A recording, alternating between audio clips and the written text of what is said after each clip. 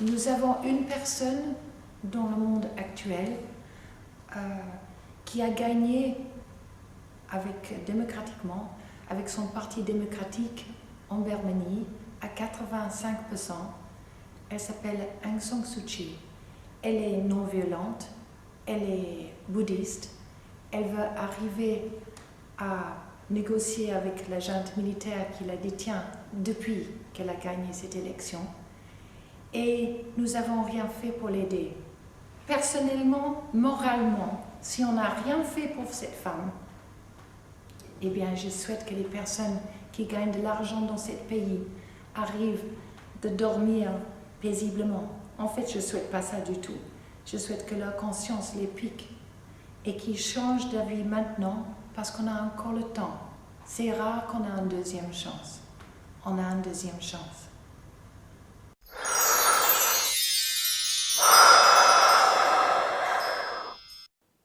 Ne les crois pas. S'ils te disent que la lune est la lune,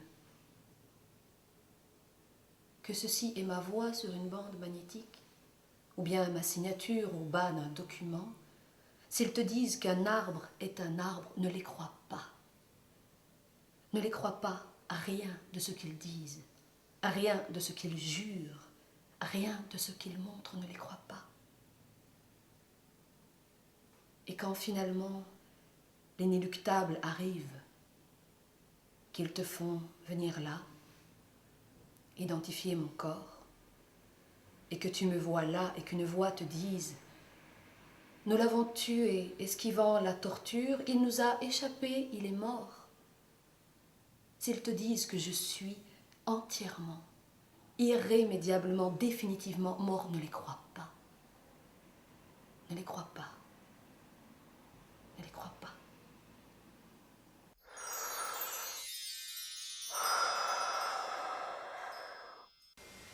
Le peuple birman était las de cette situation précaire, las de subir la peur, las d'être comme l'eau au creux des mains du pouvoir. Nous pouvons être froids comme l'émeraude, comme l'eau au creux des mains. Mais nous pourrions être comme des éclats de verre au creux des mains. Le plus petit éclat de verre a la force tranchante pour se défendre contre la main qui cherche à le briser. Il est le vivant symbole de cette étincelle de courage nécessaire à qui veut se libérer de l'oppression qui l'écrase.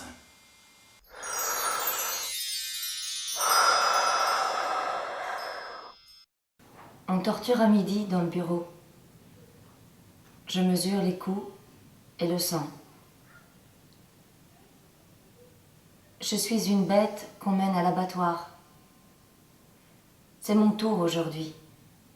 Le tien est pour demain.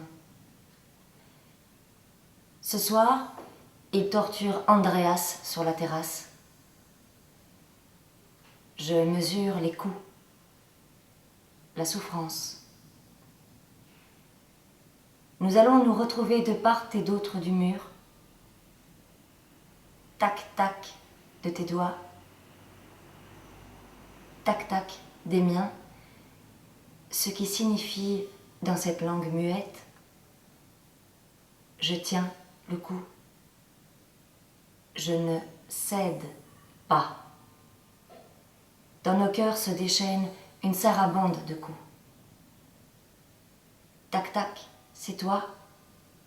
Tac-tac, c'est moi.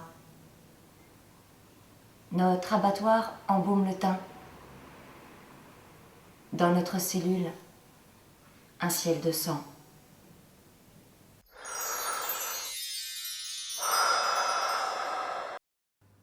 Comme le scorpion, mon frère. Tu es comme le scorpion dans une nuit d'épouvante. Comme le moineau, mon frère. Tu es comme le moineau dans ses menues inquiétudes. Comme la moule, mon frère. Tu es comme la moule, enfermée et tranquille. Tu es terrible, mon frère, comme la bouche d'un volcan éteint. Et tu n'es pas un, hélas, mon frère. Tu n'es pas 5. Tu es des millions, mon frère.